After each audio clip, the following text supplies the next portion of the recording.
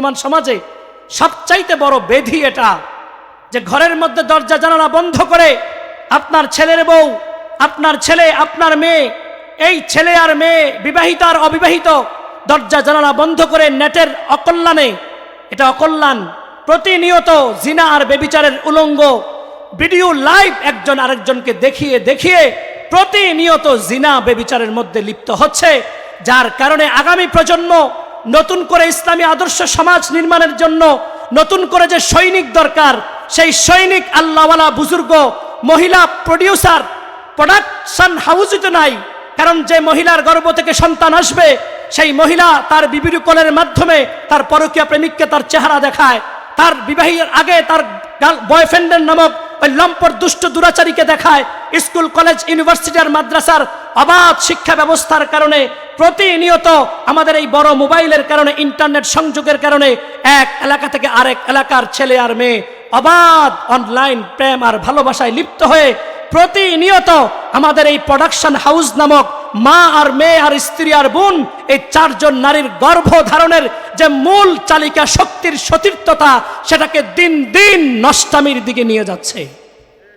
এজন্য ভাইয়েরা আমার, বোনেরা আমার, মা আর বোন, বাবা আর ভাই, রমজানের আগে আপনাদের কাছে এটাই বিনীত অনুরোধ, ওয়াইদা সাআলাকা ইবাদি আন্নি, আপনি যদি জিজ্ঞাসা করেন আমার স্বামী তো দেখে না, সন্তান তো দেখে না, বাবা তো দেখে না, মা তো দেখে না, কেউ তো দেখে না, তো আল্লাহ বলেন ফাইন্নি করিব, এ সাতপুরার বিবাহিত বউ মেয়ে বান্দি আমার, তোমার স্বামী না বিদেশ থাকে, রাতের 12টায় সাতপুরার কোন ছেলের সাথে কোন বাড়িতে রাত কাটাইছো, আমি তো তোমার ঘাড়ের রগের চাইতেও নিকটে, আমি তো দেখি। তো সে আল্লাহ রব্বুল আলামিন আপনাকে এত কিছু দিলেন, তিনি বললেন এত কিছু দেওয়ার পরে তুমি যখন জানলা ফজরের নামাজ তোমার উপর আমানত ছিল, তুমি যখন করলা না, তো তোমার চাইতে বড় জালেম আর কেউ নাই। জলুম জলুম ইসমে ফাইল মোবালাগার সিগা, কোনো ফাইলও ব্যবহার করে না, মাহফুলও ব্যবহার করে নাই, তোর মতো জালেম আর কেউ নাই। তুমি আব্বাও জালেম, তোমার পাশের রুমে ঘুমিয়ে থাকা তোমার নওজোয়ান ছেলেটা ফজরের নামাজ পড়ে না, তোমার মতো অপদার্থ মুসলমান বাবা সাতপুরার জমিনে ধরে না। তুমি কেমন মুসলিম বাবা, তোমার সন্তান ঘুমায়া থাকে পাশের রুমে, একটা বারের জন্য তাকে ফজরের নামাজের জন্য আনতে পারো না, তোমার মতো অপদার্থ মুসলিম বাবা নবীর সামনে কেমনে দাঁড়াবা? যে আল্লাহ নবী নামাজ পড়তেন, ঘাড়ের উপরে ওটের নারী বুড়ি দিয়ে রাখতেন, নবীজি ঘাড় উঠাতে পারতেন না, ফাতেমা রাদিয়াল্লাহু তাআলা আনহা গিয়ে এগুলো নামায় দিতেন, তারপরে নবীজি উঠতেন।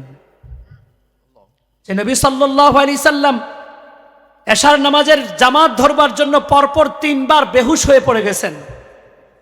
বারবারই যখন হুশ ফিরছে, তো আম্মাজান আয়েশাকে বলছে, আসাল্লান নাস, আয়েশা রে নামাজ কি পড়ে ফেলছে মানুষগুলো, মানে সাহাবারা? আল্লাহ নবীজির স্ত্রী আম্মাজান আয়েশা বলেন, না না ইয়া রাসূলুল্লাহ, কেমনে পড়বে, তারা তো আপনার ইমামতি ছাড়া প্রশান্তি পায় না। আল্লাহ নবীজি আবার বলেন, ফাদউলি মাআন ফিল মাখদাব, বুখারীর বর্ণনা। আয়েশা তাড়াতাড়ি করে অজুর পানি রেডি করো। আবার অজু করেছেন, আবার অজু করার পরে আবার রওনা দিয়েছেন, আবার উনি বেহুশ হয়ে পড়ে গেছেন। আপনি আর আমি, আল্লাহ নবী সাল্লাল্লাহু আলাইহি ওয়াসাল্লাম বলেছেন, আন তালকা আখাকা বিওয়াজহিন হাসান, তুমি যদি তোমার ভাইয়ের জন্য কিছু না পারো, একটু হাসি মুখে শুধু তার সাথে কুশল বিনিময় করো, ওই হাসি মুখ, এই দৃশ্যটা আল্লাহর খাতায় সদকা হিসাবে গণ্য হবে। বুঝতে পেরেছেন? তাহলে একটা হাসি, ভাই এরকম আপ এন্ড ডাউন করছে, একটা অবস্থায় রেখে দেন। এজন্য আপনারা দেখেছেন তারা যতগুলো কাজ করেছে, কাজগুলোকে বাহবা দেওয়ার উপযুক্ত, এবং তারা বলেছে যে তারা নিজেরা নিজেদের প্রত্যেকটি সদস্য দিন মানতে চায়, দিনের উপরে চলতে চায়। তাহলে এই সমাজ কল্যাণ পরিষদের যদি আবার আপনার 100 জন যুবক দাঁড়িয়ে যায় এবং এরা যদি 5 ওয়াক্ত নামাজি হয়, এরা চাইলে এদের দ্বারা পুরো সাতমরা সমাজ ব্যবস্থা পরিবর্তন করানো কি সম্ভব। আমাদের কোম্পানিগঞ্জের পাশে কুলুবাড়ি আমার গ্রাম, ওখানে আমাদের এলাকার একটা সংগঠন আছে অনির্বাণ, 11 থেকে 12 জন, মাশাআল্লাহ, তারাও এরকম ভূমিকা পালন করছে। এগুলোতে দুর্গন্ধ আসতেছে, মানে ঘামের। এই জন্য আপনাদেরকে বলবো, আল্লাহ রসুল সাল্লাল্লাহু আলাইহি সাল্লাম বলেন, মান সান্না সুন্নাতান ফিল ইসলামি সুন্নাতান হাসানাতান ফালাহু আজরু মান আমিলা বিহি। তোমাদের মধ্য থেকে কেউ যদি এমন একটা পদ্ধতি আবিষ্কার করে যেই পদ্ধতি বিদআতের সাথে কোনো সম্পর্ক নাই, যেই পদ্ধতির উপরে আমল করলে, যে পদ্ধতির উপরে চলমান থাকলে সওয়াবের ব্যবস্থাপনা আছে, ওই পদ্ধতি যারা আবিষ্কার করেছে, যতদিন পর্যন্ত ওই পদ্ধতি চলবে, ওই পদ্ধতির উপর আমল করাওয়ালা ব্যক্তিদের সবগুলোর সওয়াব, যারা এটাকে মানুষের সামনে রেখে গেছে সুন্নাতান হাসানা হিসেবে, তাদের আমল নামায়ও সওয়াব জমা হবে। সুবহানাল্লাহ। যেমন আপনাদের এলাকায় মসজিদ মাদ্রাসা আছে, তো এগুলোর দ্বারা মানুষ আমল করে। আবার যাত্রাপালা, গান, উরুস এগুলো যদি কেউ করে থাকে তো এগুলোর দ্বারা গুনাহ হয়। এলাকার বিভিন্ন এলাকায় আপনারা দেখে থাকবেন সিনেমা হল থাকে না? তো সিনেমা হল যিনি নির্মাণ করেছেন ওনার আমল নামায় প্রত্যেক সিনেমার পারপাসে সওয়াব জমা হয় নাকি? তাহলে উনি একটা সুন্নাতান সাইয়্যিআতান, খারাপ একটা পদ্ধতি আবিষ্কার করে গেল, যেটার উপরে যারা আমল করছে তাদেরও কি হচ্ছে? গুনাহ হচ্ছে। ফালাহু আজরু মান আমিলা বিহি। আল্লাহ নবীজি সাল্লাল্লাহু আলাইহি সাল্লাম বলেন, লা ইয়ানকুসু যালিকা শাইআ। তুমি যে সিনেমা হল বানায়া চলে গেছো, আমাদের কোম্পানিগঞ্জে সিনেমা হল এখনো আছে, আমরা বুঝের পর থেকে দেখছি। এখন ওই সিনেমা হলের মালিক যিনি ফার্স্ট টাইম এটাকে এখানে এস্টাবলিশ করছে, প্রতিষ্ঠিত করছে, তো ওনার আমল নামায় আপনারা তো জানেন কোম্পানিগঞ্জ সিনেমা হল আছে না?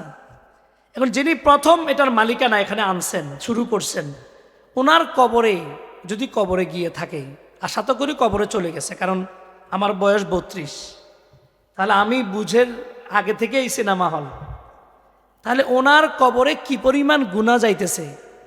প্রতিদিন শো চলে, প্রতিদিন গুনাহ লেখা হয়, যত মানুষ দেখে তারও গুনাহ লেখা হয়। ওদের আমল লা ইয়ানকুসু মিন যালিকা শাইআন। আল্লাহ নবীজি বলেন যে যারা গুনাহ করছে তাদের গুনার কোনো কমতি হয় না, বরঞ্চ এদের 100 জন যদি প্রতিদিন সিনেমা দেখে, তো 100 জনের যা গুনাহ হয়েছে, যিনি সিনেমা হল প্রথমে আনছেন ওনার আমলনামায় প্রতিদিন 100 জনের গুনাহ জমা হচ্ছে। নাউজুবিল্লাহ। এজন্য আল্লাহ তাআলা বলেন, তাআওয়ানু আলাল বিররি ওয়াত তাকওয়া ওয়ালা তাআওয়ানু আলাল ইসমি ওয়াল উদওয়ান। কেউ বিদেশের জমিনে টাকা ইনকাম করে বড় এলইডি তার ঘরে ফিট করে, কেউ বিদেশে টাকা কামাই করে মসজিদের টাইলস নির্মাণ করে, কেউ টাকা ইনকাম করে এলাকার মধ্যে ছেলেপেলেদের খেলার আয়োজনের ব্যবস্থা করে দেয়, কেউ টাকা ইনকাম করে সেই টাকা দিয়ে মাহফিলের ইন্তজাম করে দেয়, কেউ উপার্জিত টাকা দিয়ে গান বাজনা উরুস তামাশা করে তামাশা, আবার কেউ টাকা ইনকাম করে ওই যে পঙ্গু আপনাদের গ্রামের 1,30,000 খরচ করে দেয়। সুবহানাল্লাহ।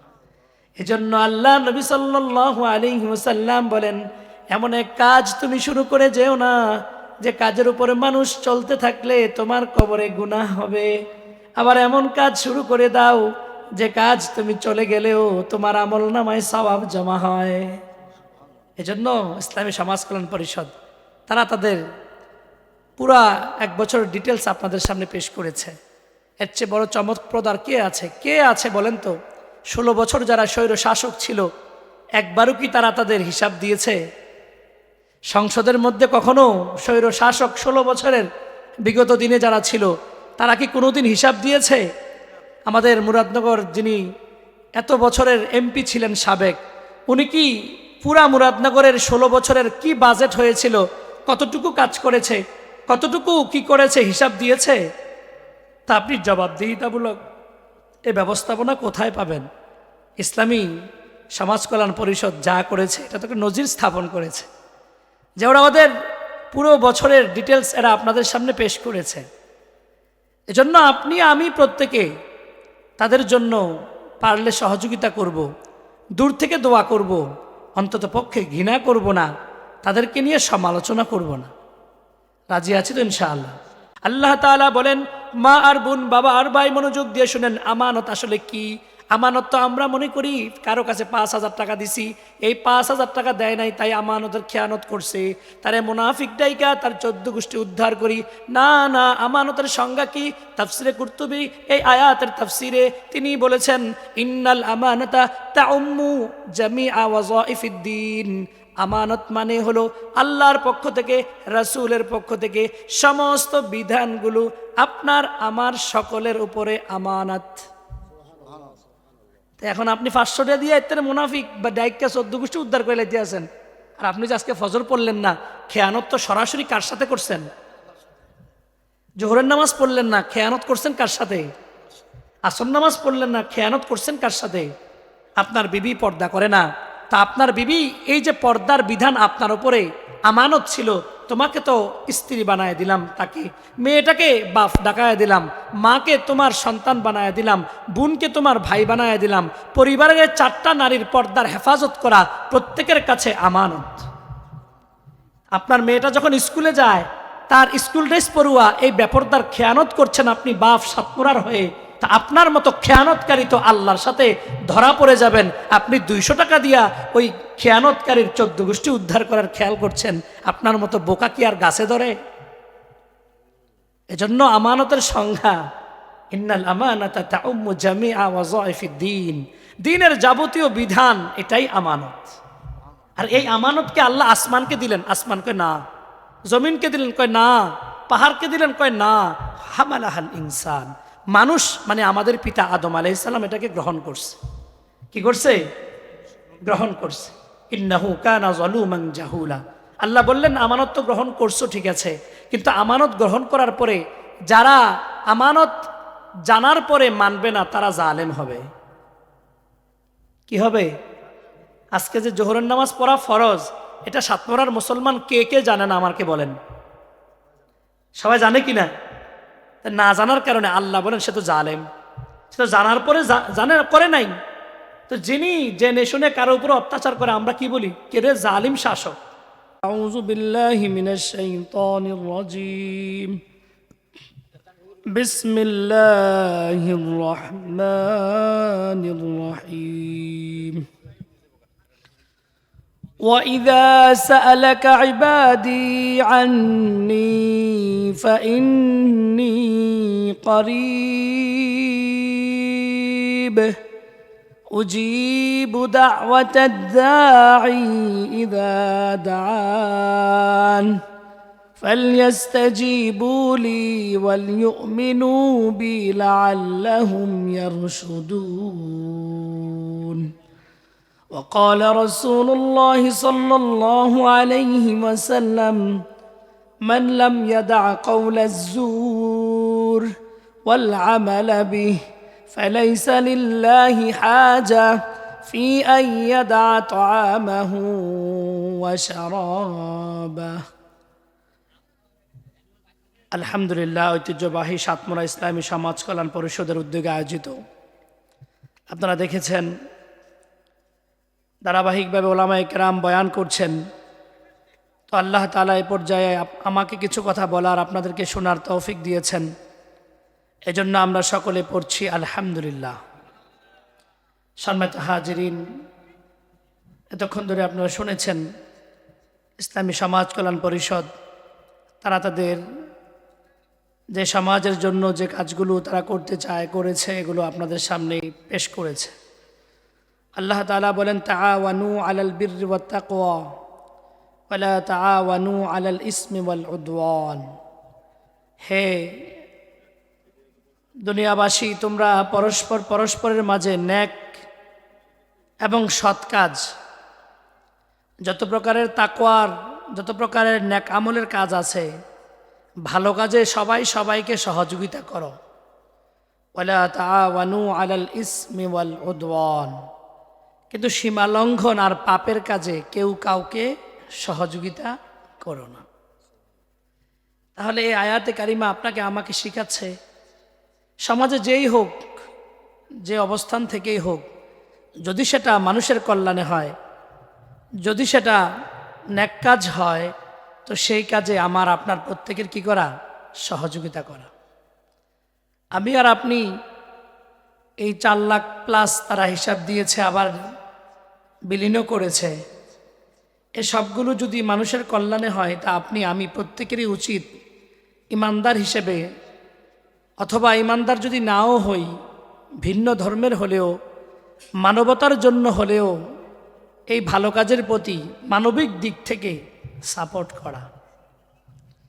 আপনি আর আমি, আল্লাহ নবী সাল্লাল্লাহু আলাইহি ওয়াসাল্লাম বলেছেন, আন তালকা আখাকা বিওয়াজহিন হাসান, তুমি যদি তোমার ভাইয়ের জন্য কিছু না পারো, একটু হাসি মুখে শুধু তার সাথে কুশল বিনিময় করো, ওই হাসি মুখ, এই দৃশ্যটা আল্লাহর খাতায় সদকা হিসাবে গণ্য হবে। বুঝতে পেরেছেন? তাহলে একটা হাসি, ভাই এরকম আপ এন্ড ডাউন করছে, একটা অবস্থায় রেখে দেন। এজন্য আপনারা দেখেছেন তারা যতগুলো কাজ করেছে, কাজগুলোকে বাহবা দেওয়ার উপযুক্ত, এবং তারা বলেছে যে তারা নিজেরা নিজেদের প্রত্যেকটি সদস্য দিন মানতে চায়, দিনের উপরে চলতে চায়।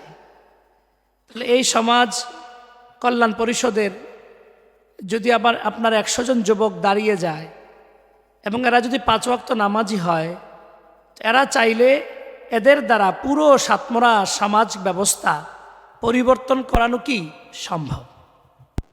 আমাদের কোম্পানিগঞ্জের পাশে কুলুবাড়ি আমার গ্রাম, ওখানে আমাদের এলাকার একটা সংগঠন আছে অনির্বাণ, 11 থেকে 12 জন, মাশাআল্লাহ, তারাও এরকম ভূমিকা পালন করছে। এগুলো দুর্গন্ধ আসছে, মানে ঘামের। এই জন্য আপনাদেরকে বলবো, আল্লাহ রসুল সাল্লাল্লাহু আলাইহি সাল্লাম বলেন, মান সান্না সুন্নাতান ফিল ইসলামি সুন্নাতান হাসানাতান ফালাহু আজরু মান আমিলা বিহি। তোমাদের মধ্য থেকে কেউ যদি এমন একটা পদ্ধতি আবিষ্কার করে, যেই পদ্ধতি বিদআতের সাথে কোনো সম্পর্ক নাই, যেই পদ্ধতির উপরে আমল করলে, যে পদ্ধতির উপরে চলমান থাকলে সওয়াবের ব্যবস্থাপনা আছে, ওই পদ্ধতি যারা আবিষ্কার করেছে, যতদিন পর্যন্ত ওই পদ্ধতি চলবে, ওই পদ্ধতির উপর আমল করাওয়ালা ব্যক্তিদের সবগুলোর সওয়াব, যারা এটাকে মানুষের সামনে রেখে গেছে সুন্নাতান হাসানা হিসেবে, তাদের আমল নামায়ও সওয়াব জমা হবে। সুবহানাল্লাহ। যেমন আপনাদের এলাকায় মসজিদ মাদ্রাসা আছে, তো এগুলোর দ্বারা মানুষ আমল করে। আবার যাত্রাপালা, গান, উরুস, এগুলো যদি কেউ করে থাকে, তো এগুলোর দ্বারা গুনাহ হয়। এলাকার বিভিন্ন এলাকায় আপনারা দেখে থাকবেন সিনেমা হল থাকে না? তো সিনেমা হল যিনি নির্মাণ করেছেন, ওনার আমল নামায় প্রত্যেক সিনেমার পারপাসে সওয়াব জমা হয় নাকি? তাহলে উনি একটা সুন্নাতান সাইয়্যিআতান, খারাপ একটা পদ্ধতি আবিষ্কার করে গেল, যেটার উপরে যারা আমল করছে তাদেরও কি হচ্ছে? গুনাহ হচ্ছে। ফালাহু আজরু মান আমিলা বিহি। আল্লাহ নবীজি সাল্লাল্লাহু আলাইহি সাল্লাম বলেন, লা ইয়ানকুসু যালিকা শাইআ। তুমি যে সিনেমা হল বানায়া চলে গেছো, আমাদের কোম্পানিগঞ্জে সিনেমা হল এখনো আছে, আমরা বুঝের পর থেকে দেখছি। এখন ওই সিনেমা হলের মালিক, যিনি ফার্স্ট টাইম এটাকে এখানে এস্টাবলিশ করছে, প্রতিষ্ঠিত করছে, তো ওনার আমল নামায় আপনারা তো জানেন কোম্পানিগঞ্জ সিনেমা হল আছে না? এখন যিনি প্রথম এটার মালিকানা এখানে আনছেন, শুরু করছেন, ওনার কবরে যদি কবরে গিয়ে থাকে, আশা তো করি কবরে চলে গেছে, কারণ আমার বয়স 32, তাহলে আমি বুঝের আগে থেকে এই সিনেমা হল, তাহলে ওনার কবরে কি পরিমাণ গুনাহ যাইতেছে। প্রতিদিন শো চলে, প্রতিদিন গুনাহ লেখা হয়, যত মানুষ দেখে তারও গুনাহ লেখা হয়। ওদের আমল লা ইয়ানকুসু মিন যালিকা শাইআন। আল্লাহ নবীজি বলেন যে যারা গুনাহ করছে তাদের গুনার কোনো কমতি হয় না, বরঞ্চ এদের 100 জন যদি প্রতিদিন সিনেমা দেখে, তো 100 জনের যা গুনাহ হয়েছে, যিনি সিনেমা হল প্রথমে আনছেন, ওনার আমল নামায় প্রতিদিন 100 জনের গুনাহ জমা হচ্ছে। নাউজুবিল্লাহ। এজন্য আল্লাহ তাআলা বলেন তাআওয়ানু আলাল বিররি ওয়াত তাকওয়া ওয়ালা তাআওয়ানু আলাল ইসমি ওয়াল উদওয়ান। কেউ কেউ বিদেশের জমিনে টাকা ইনকাম করে বড় এলইডি তার ঘরে ফিট করে, কেউ কেউ বিদেশে টাকা কামাই করে মসজিদের টাইলস নির্মাণ করে, কেউ কেউ টাকা ইনকাম করে এলাকার মধ্যে ছেলেপেলেদের খেলার আয়োজনের ব্যবস্থা করে দেয়, কেউ কেউ টাকা ইনকাম করে সেই টাকা দিয়ে মাহফিলের ইন্তজাম করে দেয়, কেউ কেউ উপার্জিত টাকা দিয়ে গান বাজনা উরুস তামাশা করে তামাশা, আবার কেউ কেউ টাকা ইনকাম করে ওই যে পঙ্গু আপনাদের গ্রামের 1,30,000 খরচ করে দেয়। সুবহানাল্লাহ। এজন্য আল্লাহ নবী সাল্লাল্লাহু আলাইহি ওয়াসাল্লাম বলেন, এমন এক কাজ তুমি শুরু করে যেও না যে কাজের উপরে মানুষ চলতে থাকলে তোমার কবরে গুনাহ হবে, আবার এমন কাজ শুরু করে দাও যে কাজ তুমি চলে গেলেও তোমার আমলনামায় সওয়াব জমা হয়। এজন্য ইসলামী সমাজ কল্যাণ পরিষদ তারা তাদের পুরা 1 বছর ডিটেলস আপনাদের সামনে পেশ করেছে। এর চেয়ে বড় চমকপ্রদ আর কে আছে বলেন তো? 16 বছর যারা স্বৈর শাসক ছিল, একবারও কি তারা তাদের হিসাব দিয়েছে? সংসদের মধ্যে কখনো স্বৈর শাসক 16 বছরের বিগত দিনে যারা ছিল তারা কি কোনোদিন হিসাব দিয়েছে? আমাদের মুরাদনগর যিনি এত বছরের এমপি ছিলেন সাবেক, উনি কি পুরা মুরাদনগরের 16 বছরের কি বাজেট হয়েছিল, কতটুকু কাজ করেছে, কতটুকু কি করেছে হিসাব দিয়েছে? তা আপনি জবাবদিহিতামূলক এই ব্যবস্থাপনা কোথায় পাবেন? ইসলামী সমাজ কল্যাণ পরিষদ যা করেছে এটা তোকে নজির স্থাপন করেছে, যে ওরা ওদের পুরো বছরের ডিটেলস এরা আপনাদের সামনে পেশ করেছে। এজন্য আপনি আমি প্রত্যেকে তাদের জন্য পারলে সহযোগিতা করব, দূর থেকে দোয়া করব, অন্তত পক্ষে ঘৃণা করব না, তাদেরকে নিয়ে সমালোচনা করব না। রাজি আছি তো ইনশাআল্লাহ? এজন্য জবাবদিহিতামূলক ব্যবস্থাপনা এটা খুব কম। আল্লাহ নবী সাল্লাল্লাহু আলাইহি সাল্লামের কাছে সাহাবী প্রশ্ন করেছেন, মাতা সাআ, কিয়ামত কখন হবে? তো আল্লাহ নবীজি বলেন, ইদা দুগিয়াতিল আমানা ফান্তাজিরিস সাআ, যখন দেখবা আমানতের খেয়ানত হচ্ছে তখন কিয়ামতের জন্য অপেক্ষা করো। কিসের খেয়ানত? বলে না কিসের খেয়ানত? ইসলামী সমাজ কল্যাণ পরিষদে যে টাকাগুলো আপনারা দিয়েছেন, তাদের সদস্যরা দিয়েছে, বাকিরা দিয়েছে, যারা ক্যাশিয়ার ছিল তাদের প্রত্যেকের কাছে এই 4 লক্ষ টাকা আমানত ছিল। কি ছিল? এখন ওরা তো হিসাব দিয়েছে, এরপরেও যদি আপনাদের মনে খটকা থাকে এটা প্রকাশ না করে তাকে বলেন, যদি তাও সাহস না থাকে চুপ থাকেন, কারণ তার কাছে আমানত এটা, সে যদি কোনো কারণে কোনো টাকা খেয়ানত করে জবাবদিহি চাইবেন কে? আল্লাহ নবী সাল্লাল্লাহু আলাইহি ওয়াসাল্লাম বলেন, আরবাউন ইযা কুন্না ফিক, 4টা জিনিস যদি কারো মাঝে থাকে, আমার মাঝে হোক, ইমামের মাঝে হোক, মুহতামিমের মাঝে হোক, প্রধানমন্ত্রীর মাঝে হোক, রাষ্ট্রপতির মাঝে হোক, আপনাদের মাঝে হোক, 4 জিনিস যদি আপনার ভিতরে থাকে, 4 জিনিস, আল্লাহ নবীজি সাল্লাল্লাহু আলাইহি ওয়াসাল্লাম বলেন, ফালা আলাইকা মা ফাতাকা মিনাদ দুনিয়া, দুনিয়ার কিছুই পেল না, কিন্তু 4 জিনিস তার কাছে আছে, সে সব চাইতে বেশি জিনিস পায়া গেছে। সুবহান। 1 নম্বর হিফজু আমানাতিন, কেউ যদি আমানতের হেফাজত করে। সুতরাং ইসলামী সমাজ কল্যাণ পরিষদের কাছে আপনারা যে টাকাগুলো দিয়েছেন এটা তাদের কাছে আমানত, যদি তারা খেয়ানত করে জবাবদিহি করতে হবে কার সামনে? তারপরেও তো তারা আপনাদের সামনে দিয়েছে, এমন একটি ব্যবস্থাপনা আপনি আমার সামনে পেশ করেন যারা তাদের 5 বছরের হিসাব জনগণের সামনে পেশ করেছে, আছে নাকি? নজির স্থাপন করেছে। তাহলে হেফজু আমানাতিন, যদি আমানতের হেফাজত আপনার কাছে থাকে তাহলে আপনি সবচাইতে সফল। দুনিয়ার সব কিছু ধ্বংস হয়ে যাক, সব কিছু উজাড় হয়ে যাক, বাকি মা আর বোন, বাবা আর ভাই, যে যেখান থেকে শুনছেন, আমানতের হেফাজত যিনি করছেন তিনি সবচাইতে সফল, আল্লাহ নবী বলেছেন। আমরা তো সাধারণত আমানত বলতে কি বুঝি? ইসলামী সমাজ কল্যাণ পরিষদের কাছে 1000 টাকা দিছি, বাস এবারে 1 বছর ধরে আমি কল্পনা করছি যে 1000 টাকার যথাযথ ব্যবহার করছি না, হেরা খায় লেছি। আমি আর আপনি এই চিন্তা করতেছি, কারণ শয়তান ধোকা দেয় আমাকে যে 500 টাকা দিলাম, আসলে মোজাম্মেল হক সাহেব সভাপতি শুনলাম, আসলে এরাই 500 টাকা দিছে না খায় লেছে। এই যে আপনি দিদি, এটা আমরা আমানত মনে করি। আসলে আমানতের ব্যাপারটা কি? তাফসিরে কুরতুবির মধ্যে আছে, সূরা আহজাব আয়াত নম্বর 72, ইন্না আরাদনাল আমানাতা আলাস সামাওয়াতি ওয়াল আরদি ওয়াল জিবাল ফাআবাইনা আন ইয়াহমিলনাহা ওয়া আশফাকনা মিনহা ওয়া হামালাহাল ইনসান। আল্লাহ তাআলা বলেন, মা আর বোন, বাবা আর ভাই, মনোযোগ দিয়ে শুনেন, আমানত আসলে কি? আমানত তো আমরা মনে করি কারো কাছে 5,000 টাকা দিছি, এই 5,000 টাকা দেয় নাই তাই আমানতের খেয়ানত করছে, তারে মুনাফিক ডাইকা তার 14 গোষ্ঠী উদ্ধার করি। না না, আমানতের সংজ্ঞা কি? তাফসিরে কুরতুবী এই আয়াতের তাফসিরে তিনি বলেছেন, ইন্নাল আমানাতা তাউম্মু জামিআ ওয়াযাইফিদ্দিন। আমানত মানে হলো আল্লাহর পক্ষ থেকে, রাসূলের পক্ষ থেকে সমস্ত বিধানগুলো আপনার আমার সকলের উপরে আমানত।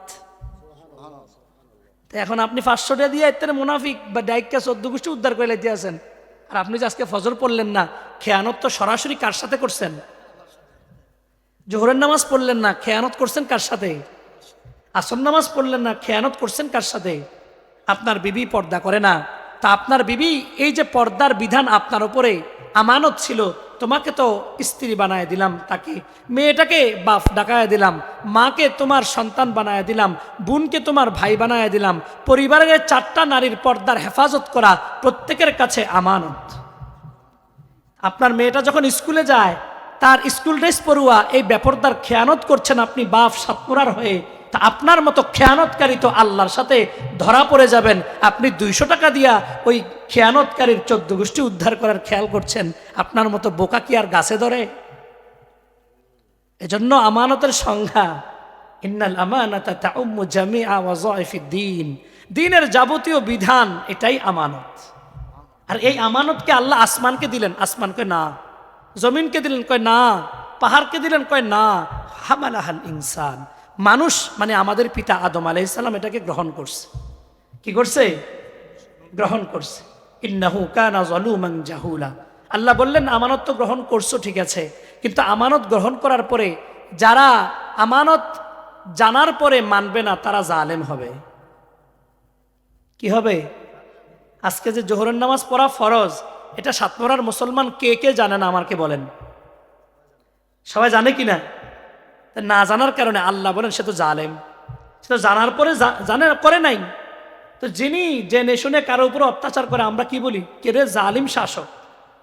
আপনি আল্লাহর পক্ষ থেকে চোখ পাইলেন আল্লাহর কাছ থেকে, হাত পাইলেন আল্লাহর কাছ থেকে, কান পাইলেন আল্লাহর কাছ থেকে, ফুসফুস পাইলেন আল্লাহর কাছ থেকে, হার্ট পাইলেন আল্লাহর কাছ থেকে, কিডনি পাইলেন আল্লাহর কাছ থেকে, 360টা জোড়া পাইলেন আল্লাহর কাছ থেকে, 206টা হাড্ডি পাইলেন আল্লাহর কাছ থেকে, পুরা দেহের অঙ্গ প্রত্যঙ্গ সব পাইলেন আল্লাহর কাছ থেকে।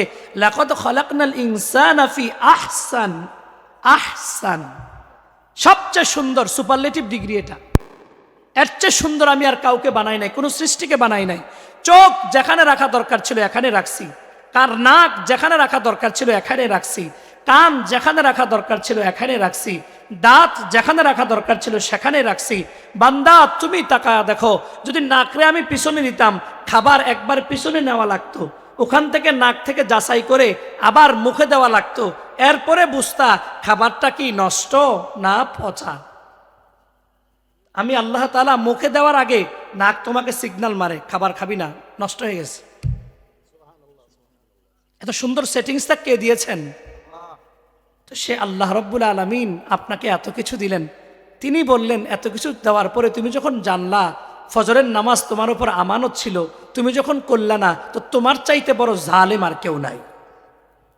জালুম জালুম ইসমে ফাইল মোবালাগার সিগা, কোনো ফাইলও ব্যবহার করে না, মাহফুলও ব্যবহার করে নাই, তোর মতো জালেম আর কেউ নাই। তুমি আব্বাও জালেম, তোমার পাশের রুমে ঘুমিয়ে থাকা তোমার নওজোয়ান ছেলেটা ফজরের নামাজ পড়ে না, তোমার মতো অপদার্থ মুসলমান বাবা সাতমরার জমিনে ধরে না।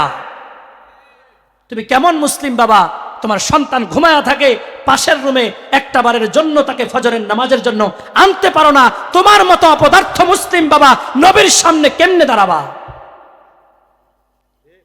যে আল্লাহ নবী নামাজ পড়তেন, ঘাড়ের উপরে ওটের নারী বুড়ি দিয়ে রাখতেন, নবীজি ঘাড় উঠাতে পারতেন না, ফাতেমা রাদিয়াল্লাহু তাআলা আনহা গিয়ে এগুলো নামায় দিতেন, তারপরে নবীজি উঠতেন। যে নবী সাল্লাল্লাহু আলাইহি সাল্লাম এশার নামাজের জামাত ধরবার জন্য পরপর 3 বার বেহুশ হয়ে পড়ে গেছেন। বারবারই যখন হুশ ফিরছে তো আম্মাজান আয়েশাকে বলছে, আসল্লান নাস, আয়েশা রে, নামাজ কি পড়ে ফেলছে মানুষগুলো, মানে সাহাবারা?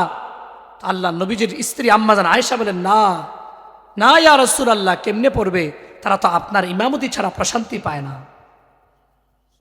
আল্লাহ নবীজি আবার বলেন, ফাদউলি মাআন ফিল মাখদাব, বুখারীর বর্ণনা। আয়েশা তাড়াতাড়ি করে অজুর পানি রেডি করো। আবার অজু করেছেন, আবার অজু করার পরে আবার রওনা দিয়েছেন, আবার উনি বেহুশ হয়ে পড়ে গেছেন। সম্মানিত হাজিরিন, পরবর্তী আলোচক মনে চলে আসছে আমাদের প্রিয় হযরত মাওলানা আশরাফুল আলম ওবায়দী।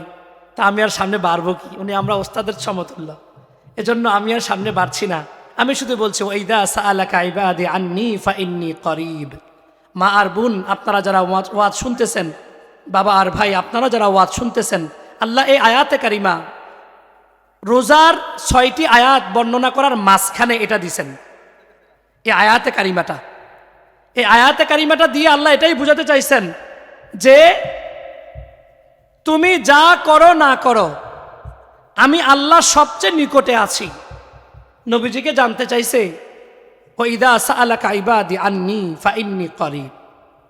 তারা প্রশ্ন করেছে, সে প্রশ্ন করেছে যে আল্লাহ সম্পর্কে, আল্লাহ কই?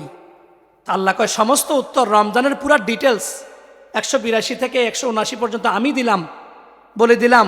যেহেতু এরা আমার সম্পর্কে জানতে চাইছে, আমি ঠিক রমজানের আলোচনার মাঝখানে বলছি।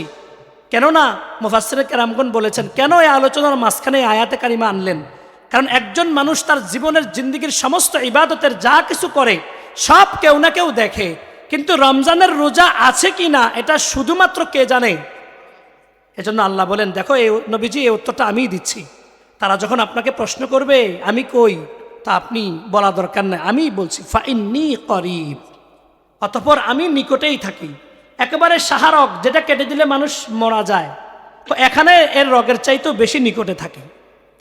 এজন্য আপনারা, আমরা যারা আছি, আমরা প্রত্যেকেই আমাদের ঘরের প্রত্যেকের কাছে যে মোবাইল নামক ছোট মিনি সিনেমা হল আছে, আমার মেয়েটার হাতে থাকলে মেয়েটার একদিন আমি তার কাছ থেকে নিব বাবা হিসেবে, যে মেয়ে আমার, তুমি কলেজে পড়ো, হাই স্কুলে পড়ো, একদিন শুধু তোমার মোবাইলটা আমাকে দাও। কে তোমাকে SMS করে, কার সাথে তোমার যোগাযোগ হয়, তাহলে এই মেয়েটার বিবাহের আগে মোবাইল কেন্দ্রিক জিনা আর বেবিচারের সমস্ত আলাপচারিতা আপনার কাছে ধরা পড়বে। আপনার ছেলেটাকেও এরকম সার্চ করেন। আপনি যদি শ্বশুর হন, তা আপনার ছেলের বউটার মোবাইলটা সার্চ করেন, যদি তার স্বামীটা বিদেশে থাকে, চাকরি করে। কারণ বর্তমান সমাজে সবচাইতে বড় ব্যাধি এটা, যে ঘরের মধ্যে দরজা জানালা বন্ধ করে আপনার ছেলের বউ, আপনার ছেলে, আপনার মেয়ে, এই ছেলে আর মেয়ে, বিবাহিত আর অবিবাহিত, দরজা জানালা বন্ধ করে নেটের অকল্যাণে, এটা অকল্যাণ, প্রতিনিয়ত জিনা আর বেবিচারের উলঙ্গ ভিডিও লাইভ একজন আরেকজনকে দেখিয়ে দেখিয়ে প্রতিনিয়ত জিনা বেবিচারের মধ্যে লিপ্ত হচ্ছে। যার কারণে আগামী প্রজন্ম নতুন করে ইসলামী আদর্শ সমাজ নির্মাণের জন্য নতুন করে যে সৈনিক দরকার, সেই সৈনিক আল্লাহওয়ালা বুজুর্গ মহিলা প্রডিউসার প্রোডাকশন হাউসই তো নাই। কারণ যে মহিলার গর্ভ থেকে সন্তান আসবে, সেই মহিলা তার ভিডিও কলের মাধ্যমে তার পরকীয়া প্রেমিককে তার চেহারা দেখায়, তার বিবাহের আগে তার বয়ফ্রেন্ডের নামক ওই লম্পট দুষ্ট দুরাচারীকে দেখায়। স্কুল, কলেজ, ইউনিভার্সিটি আর মাদ্রাসার অবাধ শিক্ষা ব্যবস্থার কারণে প্রতিনিয়ত আমাদের এই বড় মোবাইলের কারণে, ইন্টারনেট সংযোগের কারণে এক এলাকা থেকে আরেক এলাকার ছেলে আর মেয়ে অবাধ অনলাইন প্রেম আর ভালোবাসায় লিপ্ত হয়ে প্রতিনিয়ত আমাদের এই প্রোডাকশন হাউস নামক মা আর মেয়ে আর স্ত্রী আর বোন, এই 4 জন নারীর গর্ভ ধারণের যে মূল চালিকা শক্তির সতীর্থতা, সেটাকে দিন দিন নষ্টামির দিকে নিয়ে যাচ্ছে। এজন্য ভাইয়েরা আমার, বোনেরা আমার, মা আর বোন, বাবা আর ভাই, রমজানের আগে আপনাদের কাছে এটাই বিনীত অনুরোধ, ওয়াইদা সাআলাকা ইবাদি আন্নী। আপনি যদি জিজ্ঞাসা করেন, আমার স্বামী তো দেখে না, সন্তান তো দেখে না, বাবা তো দেখে না, মা তো দেখে না, কেউ তো দেখে না, তো আল্লাহ বলেন ফাইন্নী করিব। এ সাতপুরার বিবাহিত বউ, মেয়ে বান্দি আমার, তোমার স্বামী না বিদেশ থাকে, রাতের 12টায় সাতপুরার কোন ছেলের সাথে কোন বাড়িতে রাত কাটাইছো, আমি তো তোমার ঘাড়ের রগের চাইতেও নিকটে, আমি তো দেখি। হাসরের ময়দানে চামড়া সাক্ষী দিবে। চামড়া সাক্ষী দিবে কেন? কারণ চামড়া দিয়ে অনুভূতি হয় জিনা আর বেবিচারের। এজন্য সূরা হামিমার সেজদার মধ্যে আছে যে কয়টা সাক্ষী আমাদের সামনে আল্লাহ পেশ করবে, প্রথম এর চামড়া, শাহিদা আলাইহিম সামউহুম, কান সাক্ষী দিবে, ওয়া আবসারুহুম, চোখ সাক্ষী দিবে, ওয়া জুলুদুহুম, চামড়া সাক্ষী দিবে। যখন চামড়া অনর্গল বলতে থাকবে আমি অমুক মেয়েকে ছাত্র জীবনে টাচ করছি, কলেজ লাইফে টাচ করেছি, ইউনিভার্সিটি লাইফে টাচ করেছি, প্রবাস জীবনে টাচ করেছি, কর্মজীবনে টাচ করেছি, সামাজিক জীবনে টাচ করেছি, আমার স্ত্রীকে রেখে আমানতের খেয়ানত করে আরেকটা মেয়ের সাথে আমি রাত কাটিয়েছি, তখন চামড়া কিছু বলে নাই। তো হাসরের ময়দানে চামড়া যখন বলতে থাকবে তো আপনি বলবেন ওয়াকালু লিজুলুদিহিম লিমা শাহিদতুম আলাইনা, এই চামড়া কেন তুমি আমার বিরুদ্ধে সাক্ষী দিচ্ছ? তখন চামড়ার জবান খুলে দিবে, চামড়া বলবে কোরআনের আয়াত হামিমার সেজদার মধ্যে আছে, ক্বালু আনতাকানা আল্লাহ আল্লাযী আনতাকা কুল্লা শাই, এ নাফরমান তোর সুদের টাকার সাক্ষী আমি, ঘুষের টাকার সাক্ষী আমি, রাত বিরাতে বিভিন্ন স্কুল কলেজ ইউনিভার্সিটির নাম দিয়ে পার্ক রেস্টুরেন্ট আর বিভিন্ন বাড়ির আনাচে কানাচে গাছতলায় বাসতলায় রেস্টুরেন্টের লং ড্রাইভে সিএনজি রিকশায় যে যেখানে তুই জিনা বেবিচারের সুরসুরি নামক যা